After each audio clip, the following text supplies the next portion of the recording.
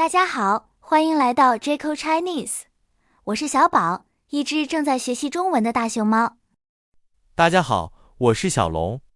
在 Draco Chinese， 我们通过故事和对话，一起学习有趣的中文表达和中国文化。今天我们要学习的成语是画蛇添足。小龙，这个成语听起来很有意思，画蛇添足是什么意思呢？我们先来看看这个成语的字面意思。首先是画蛇，画就是画画 draw， 蛇就是 snake， 所以画蛇的意思就是画一条蛇。那添足呢？添的意思是增加、添加，足的意思是脚，所以添足的意思就是给它加上脚。可是蛇不是没有脚吗？对，这就是这个成语有趣的地方。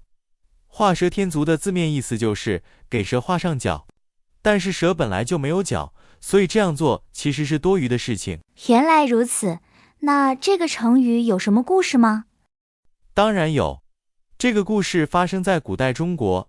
有一次，有几个人得到了一壶酒，他们决定举行一个比赛。比赛的规则很简单，谁先画完一条蛇，谁就可以喝这壶酒。听起来很简单。于是大家开始画蛇，有一个人画得非常快，很快就画完了。当他抬头一看，发现其他人还在画，那他应该已经赢了。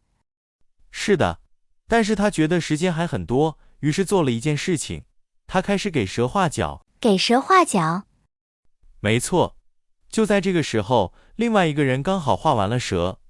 那个人说，蛇是没有脚的，如果你给蛇画脚，那就不是蛇了。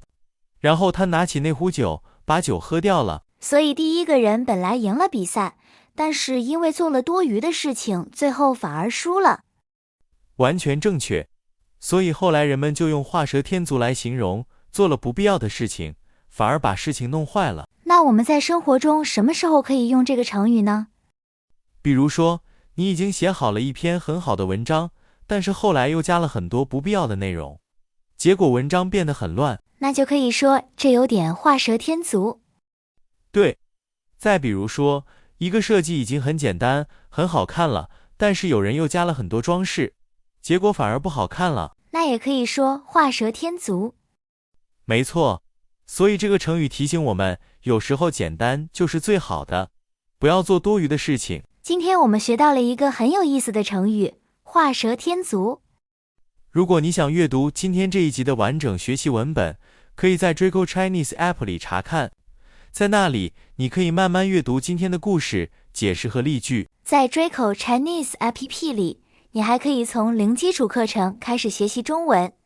如果你喜欢阅读学习， App 里还有很多中文文章，你可以随时查看翻译，也可以点击单词听发音。而且你还可以练习汉字书写。APP 会一步一步展示笔画，帮助你学会正确的写字方法。如果你想获取今天的学习文本，或者继续学习更多中文内容，可以在应用商店搜索 Draco Chinese。 希望这个 APP 能帮助你更轻松地学习中文。感谢大家收看 Draco Chinese， 我们下次再见。